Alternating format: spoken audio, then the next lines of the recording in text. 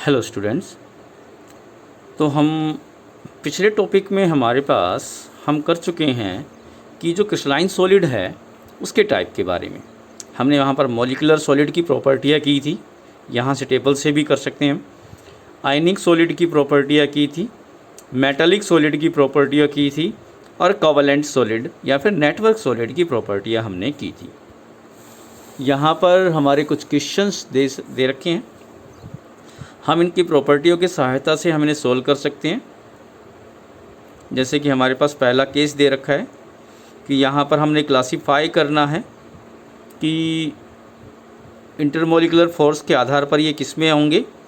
जैसे कि हम बात करें पोटाशियम सल्फेट, पोटाशियम सल्फेट एक साल्ट हुआ तो ये कैटायन और एनायन रखेगा, पोटाशियम और सल्फेट क्या है, तो ये हमारे पास होगा आयनिक सॉलिड में। टिन तो ये हमारा मेटालिक से रिलेटेड रहेगा। और बेंजीन हमारे पास मोलिकुलर सॉलिड होगा, और कौन सा मोलिकुलर होगा, नॉन पोलर। यूरिया का जो फॉर्मूला होता है C डबल बॉन्ड O और C के दोनों तरफ NH2 जुड़ेगा, तो ये हाइड्रोजन बॉन्डिंग बनाने वाला मोलिकुलर सॉलिड होगा। अमोनिया भी NH3 फार्मूला होता है, ये हाइड्रोजन बॉन्डिंग बनाने वाला मोलिकुलर सॉलिड होगा। वाटर भी हाइड्रोजन बॉन्डिंग बनाने वाला मोलिकुलर सॉलिड होगा। जिंक सल्फेट में जिंक कैटायन और सल्फेट एनायन, तो ये आयनिक होगा। और ग्रेफाइट हमारा नेटवर्क में जाएगा। रुबिडियम ये हमारे पास मेटालिक में जाएगा। आर्गन ये हमारे पास नोबल गैस के अनुसार है, तो ये नॉन पोलर मोलिकुलर सॉलिड होगा। सिलिकॉन कार्बाइड, सिलिकॉन और कार्बन एक लंबे नेटवर्क से जुड़ेंगे, तो ये हमारे पास नेटवर्क सॉलिड में होगा। Solid A is very hard, एक सॉलिड हमें दे रखा है वो बहुत ज़्यादा हार्ड है, इलेक्ट्रिकल इंसुलेटर है in the solid as well as in the molten state, तो यह इंसुलेटर होगा चाहे आप सॉलिड स्टेट में लें चाहे मोल्टन स्टेट में। And melt at the extremely high temperature, what type of A solid, तो मतलब बहुत ज़्यादा हार्ड, चाहे आप मोल्टन स्टेट में लें चाहे आप इसको सॉलिड स्टेट में लें, करंट पास नहीं करेगा और बहुत ज़्यादा टेम्परेचर पर मेल्ट होता है। तो ये सारी कंडीशन फॉलो की जाएगी किनके द्वारा, कोवलेंट और नेटवर्क के द्वारा। यहाँ पर केवल ग्रेफाइट को छोड़कर जो कि कंडक्टर होता है और बाकी सभी कोवलेंट नेटवर्क इस प्रॉपर्टी को फॉलो करेंगे। अगला 1.8 क्वेश्चन जो है हमारे पास, ionic solid conduct electricity in the molten state but not in the solid state, explain. जो आयनिक सॉलिड होते हैं वो करंट पास करते हैं अपनी पिघली हुई अवस्था में, मगर सॉलिड में नहीं करते हैं। इसकी वजह क्या बताई थी, हमने पहले भी बताई थी कि सॉलिड स्टेट में इनकी आयंस फ्रीली मूव नहीं करते हैं, जबकि मोल्टन में करेंगे, जिसकी वजह से करंट पास करेगा, मोल्टन में, सॉलिड में नहीं करेगा। What type of the solids are electrical conductors, malleable and ductile? किस प्रकार के सॉलिड इलेक्ट्रिकल कंडक्टर भी होते हैं, मेलेबिलिटी भी रखते हैं, डक्टिलिटी भी रखते हैं, तो वो हो गए हमारे मेटालिक सॉलिड। तो इसके बाद हमारे पास अगले टॉपिक के साथ हम आते हैं। हमारा अगला टॉपिक है क्रिस्टल लैटिक्स या फिर यूनिट सेल। तो क्रिस्टल लैटिक्स क्या कहेंगे, मान लीजिए हम कोई क्रिस्टलाइन सॉलिड ले लेते हैं। क्रिस्टलाइन सॉलिड जो एक स्मूथ कटते हैं तो उन्हें मान लेते हैं ये पोजीशन ऑफ एटम है या मॉलिक्यूल्स हैं। जैसे कि मैंने ये कई सारे क्यूब्स आपस में जोड़ रखे हैं, तो ये आप देखेंगे it is the 3 dimensional arrangement. यहाँ इस डायरेक्शन में भी एटम गया है, ऊपर नीचे भी गया है और आगे पीछे, दाएं बाएं, ऊपर नीचे, आगे पीछे। तो यानी एटमों, किसी भी क्रिस्टल के अंदर एटमों की या मॉलिक्यूलों की 3 डायमेंशनल अरेंजमेंट को हम क्या कहते हैं, क्रिस्टल लैटिक्स या स्पेस लैटिक्स कहते हैं। तो देखिए यहाँ क्या कहता है, the main characteristics of the crystalline solid is a regular and repeating pattern of the constituent particles. Crystalline solids का सबसे मेन गुण है कि उसके अंदर जो पार्टिकल्स होते हैं वो एक रिपीटिंग पैटर्न में होते हैं, वो लगातार रिपीट होता है। If 3 dimensional arrangement of constituent particle in the crystal is represent diagrammatically in which each particle is depicted as a point. अगर हम इसे 3 डायमेंशनल के रूप में दर्शाएं एक डायग्राम बनाते हुए, तो यहाँ पर प्रत्येक जो कॉर्नर है या प्रत्येक पॉइंट है वो एक पार्टिकल की पोजीशन को बताता है। The arrangement is called the crystal lattice. ये अरेंजमेंट क्रिस्टल लैटिक्स कहलाती है। The regular 3 dimensional arrangement of the point in the space lattice is the crystal lattice. जो रेगुलर हमारे 3 डायमेंशनल अरेंजमेंट है वो भी कह सकते हैं, उसे हम क्रिस्टल लैटिक्स कहते हैं। ये भी आप यहाँ पर डेफिनेशन बना सकते हैं। अब जो हमारे पास लैटिस पॉइंट आता है, लैटिस पॉइंट है क्या? आप पोजीशन ऑफ एटम देख रहे होंगे यहाँ पर। ये एटमों की जो पोजीशन है इन्हें हम लैटिस पॉइंट कहते हैं। अब लैटिस पॉइंट का सिग्निफिकेंस क्या हुआ? लैटिस पॉइंट का सिग्निफिकेंस है कि वह एटमों की या पार्टिकल की पोजीशन को दर्शाता है। ये हमने क्वेश्चन भी पूछा हुआ है। तो यहाँ आगे हम बात करें, अगर हम देखें तो प्रकृति में इस प्रकार की जो क्रिस्टल स्ट्रक्चर अरेंजमेंट है वो टोटल 14 प्रकार के रूप में पाए जाते हैं। There are only 14 possible 3 dimensional lattice. 3 dimensional lattice कितने प्रकार से पॉसिबल हो सकते हैं? 14 प्रकार की पॉसिबल है हमारी प्रकृति में। These are called Bravais lattice. हम इन्हें ब्रेवियस लैटिक्स कहते हैं। तो यहाँ से डेफिनेशन बनती है ब्रेवियस लैटिक्स की। ब्रेवियस लैटिक्स होते क्या?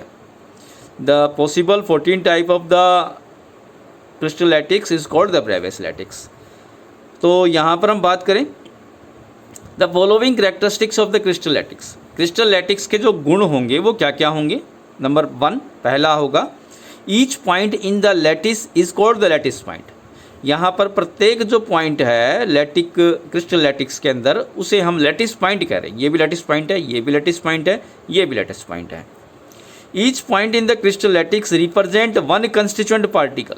यहाँ पर जो लैटिस पॉइंट है वो एक कंस्टिट्यूएंट पार्टिकल, जो इस क्रिस्टल का पार्टिकल है वो उसके दर्शाता है। विच मे बी एन एटम, वो एक एटम भी हो सकता है, एक मॉलिक्यूल भी हो सकता है और वह एक आयन भी हो सकता है। Lattice point are join by the straight line. जो लैटिस पॉइंट है देखें, ये लैटिस पॉइंट, ये लैटिस पॉइंट, इन्हें स्ट्रेट लाइन से जोड़ रखा है। ये स्ट्रेट लाइन से, ये एक दूसरे को स्ट्रेट लाइन से जुड़े हुए हैं। Lattice point are joined by the straight line bring out the geometry of the lattice. जब हम इसकी ज्योमेट्री बनाएंगे तो इन्हें स्ट्रेट लाइन से जोड़ेंगे। अब इसके बाद हम बात करते हैं यूनिट सेल क्या होता है। तो देखिए इस डायग्राम में देखेंगे ये एक क्यूब है, ये यहाँ पर अगला एक क्यूब है, एक ये है, एक ये, एक ये है, एक ये है, एक ये है। ये क्यूब बार बार रिपीट हो रहा है।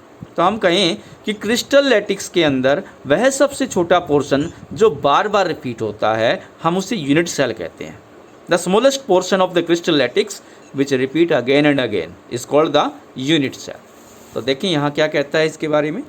Unit cell is the smallest portion. Unit cell वह सबसे छोटा हिस्सा होता है ऑफ द क्रिस्टल लैटिक्स का विच वहन repeat in the different direction, जो अलग अलग डायरेक्शन में अपने आप को रिपीट करता है। Generate and the lattice entire the lattice, पूरे लैटिक्स के अंदर। अब यूनिट सेल को किस प्रकार से हम क्लासीफाई करते हैं, अलग अलग यूनिट सेलों में बांटते हैं। The unit cell is characterised by, यानी कौन से पैरामीटर होते हैं जो यूनिट सेल को कैरेक्टराइज करते हैं। तो यहाँ पर हम देखें, जैसे ये मान लीजिए एक यूनिट सेल है, हमारे इस डायग्राम में ये एक यूनिट सेल है। तो ये इसकी डायमेंशन में इसके एजेस है। ये एक क्यूब है, क्यूब का एक कॉर्नर ले लिया और ये एज है, ये एज है, ये एज है। तो 3 तो एज हो गई है। अब इन एजों के बीच में एंगल बने हुए हैं। तो हमारे पास कितने पैरामीटर हुए? 3 तो एज हुए और 3 उनके बीच के एंगल हुए। तो ABC को तो एज कहा जाएगा और अल्फा बीटा गामा को हम इनके बीच का एंगल कहेंगे। तो ये 6 पैरामीटर हुए। तो कहता है it's dimensions along the 3 axes ABC, these axes may and may not be mutually perpendicular. ये एजेस एक दूसरे के परपेंडिकुलर हो भी सकते हैं और नहीं भी, वो अलग अलग प्रकार की यूनिट सेल में देखा जाएगा। Angle between the axes alpha जो B और C के बीच में होगा, बीटा जो A और C के बीच में होगा और गामा जो A और B के बीच में होगा। Thus the unit cell is characterized by the 6 parameter ABC and alpha beta gamma. तो यहाँ पर कितने पैरामीटर हुए जो यूनिट सेल को कैरेक्टराइज करते हैं? वो हुए हमारे पास 6 parameter, 3 edge 3 angle. These parameter is the typical unit cell and shown in the fig. तो यहाँ पर आगे हम बात करते हैं primitive and centred unit cell. Type of unit cell की बात करते हैं। मुख्य रूप से हम यूनिट सेल को दो भागों में बांटते हैं, एक तो प्रिमिटिव और एक नॉन प्रिमिटिव। जो नॉन प्रिमिटिव यूनिट सेल होती है हम उसे सेंटर्ड यूनिट सेल भी कहते हैं। तो unit cell can be broadly divided into the two category, primitive and centred unit cell. Primitive unit cell कौन सी होती हैं? जैसे कि मैं यहाँ पर दूँ, ये मेरे पास एक यूनिट सेल है। अगर एटम कॉर्नर पे मौजूद हो, मतलब एक कॉर्नर 2 3 4 5 6 7 8, अगर एटम की जो लैटिक पॉइंट है वो केवल कॉर्नर पे हो तो हम उन्हें प्रिमिटिव या फिर सिंपल यूनिट सेल कहते हैं। When the constituent particle are present only on the corner position is called the primitive unit cell.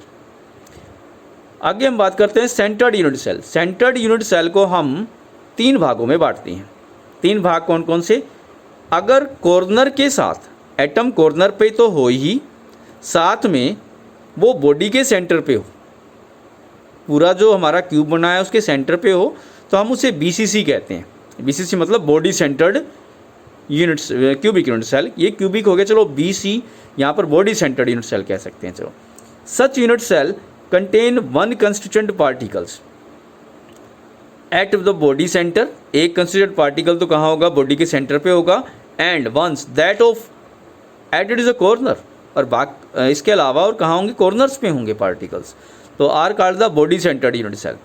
अगला जाता है हमारे पास में face centred unit cell. Face centred unit cell में एटम्स की पोजीशन कहाँ होगी? कॉर्नर पर तो होगा ही, और आप इस क्यूब में देख सकते हैं कि कितने फेस बनते हैं। एक मेरी तरफ वाला ऊपर की तरफ, एक पीछे की तरफ फेस, एक यहाँ दाएं, ये एक बाएं, एक ऊपर और एक नीचे।